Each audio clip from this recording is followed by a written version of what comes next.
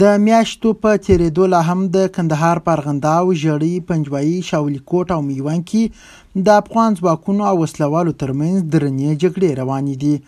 له دغو جګړو څخه له 100,000 څخه زیاتې کورنۍ هم بې ځایه شوي چې زیات یې دا مهال د کندهار د ډنډ ولسوالۍ د مرتکلا په سیمه کې د ژمي په دې یخ موسم کې د ژوند په کمو امکاناتو کې ژوند کوي. تازه د بې ځایه شوو کورنیو غړي وایي چې د زیاتې یخنۍ له امله په بېلابېلو موسمي ساري ناروغۍ اخته شوي دي. دوی د درملو ترڅنګ د نورو بشري مرستو غوښتنه کوي.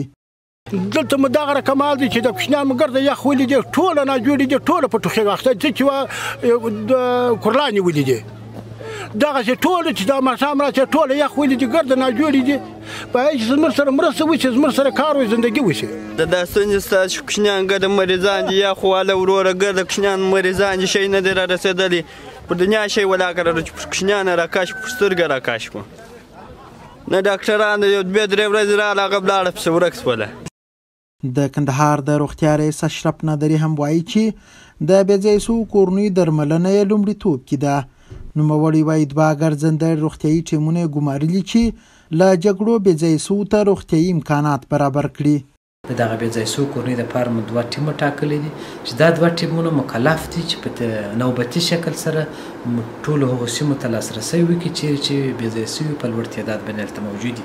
او د همدې مقصد دپاره مو خپلې شمېرې د رسنیو د لارې اعلان کړي هم دي چې هغه شمېرې مفتي دي او کولی شي ټول دوستان ورسره اړیکه ونیسي د شمېرې سره او کومک وغواړي.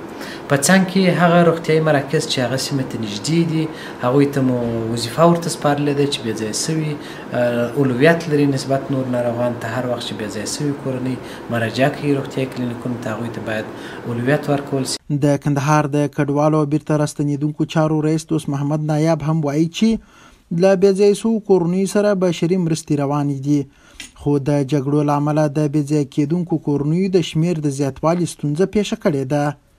تر دا دمه پورې د جګړو له کبله د کندهار د مختلفو ولسوالیو څخه چې په دې کې ارغنداب، میوند، ژړۍ، پنجوایي، ډنډ او ارغستان شامل دي. همداراز د هلمند او د ارزګان د یو شمېر ولسوالیو څخه شاوخوا 6,550 کورنۍ کندهار شاته را بېځایه شوي چې تر دا دمه پورې د کندهار د کډوالو چارو ریاست ټوټال د 1,206 کورنیو سره د غذایي توکو او غیر غذایي توکو مرسته کړې. که څه هم دا مهال د کندهار په یو شمېر ولسوالیو کې د افغان ځواکونو لخوا پوځي عملیات روان دي، خو ورځ تر بلې جګړې پراخیږي او هر لوری پکښې د خپلې بریا او پرمختګ ادعاوې کوي.